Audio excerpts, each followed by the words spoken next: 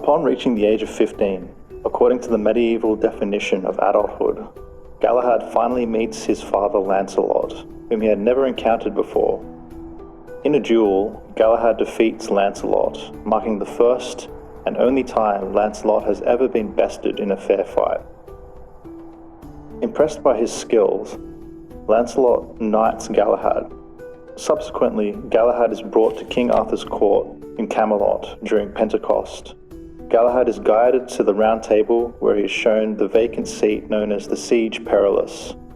The chair remains unoccupied until the one who succeeds in the quest for the Holy Grail emerges. Previous aspirants who dared to sit in it met immediate death.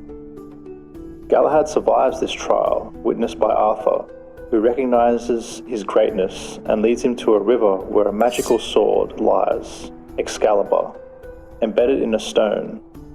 The sword bears an inscription stating that only the rightful possessor, the world's finest knight, can remove it.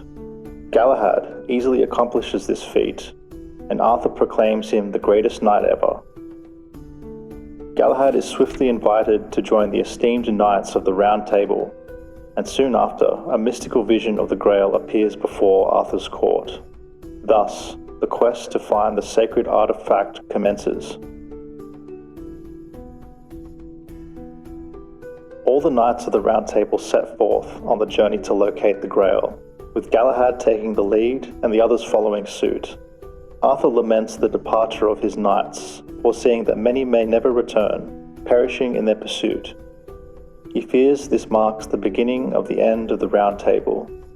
This could be interpreted as a theological statement, emphasizing that the pursuit of holiness must take precedence over earthly endeavors.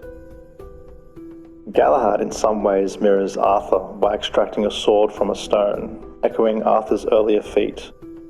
Galahad is thus declared the Chosen One.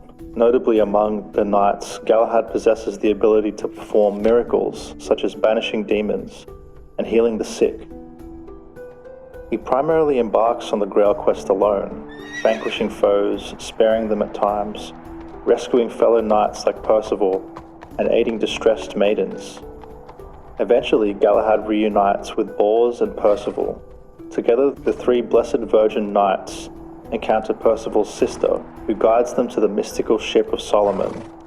Using the ship, they traverse the sea and arrive on an island where Galahad discovers King David's sword. After numerous adventures, Galahad and his companions reach the mystical castle of Corbinic, the realm of King Pelles and his son Eleazar. However, Galahad does not reunite with his deceased mother. In a room arranged by his grandfather and uncle, Galahad is finally granted the sight of the Holy Grail. Galahad is then entrusted with the task of transporting the vessel to the holy island of Sarras. After witnessing the Grail, Galahad requests the ability to choose the time of his death. Thus, while making his way back to Arthur's court, Galahad experiences a glorious rapture as the spirit of Joseph Arimathea visits him. In response to this divine encounter, Galahad requests to die. He bids farewell to Percival and Bors, and angels appear to escort him to heaven. Bors and Percival bear witness to his ascension. Depending on the version, Galahad either completely vanishes in a radiant light, being physically taken to paradise, or his mortal body remains behind and is later interred. In the latter case, Galahad is typically laid to rest alongside Percival's sister, and eventually Percival himself joins them in the grave. The success of Galahad's quest for the Holy Grail had been foretold even before his birth. Both Pelles and Merlin predicted this outcome. Merlin once informed Uther Pendragon, Arthur's father, that there would be someone who would occupy the seat at the table of Joseph, though that person had not yet been born. Initially, it was believed that this knight would be Percival, but it is later revealed to be Galahad. Galahad's conception, like Arthur's and Merlin's, involved deception. Nevertheless, Galahad is the chosen knight to uncover the Holy Grail. In both the Lancelot Grail cycle and Mallory's retelling, Galahad stands above all other knights, deemed worthy of having the Grail revealed to him and being taken to heaven.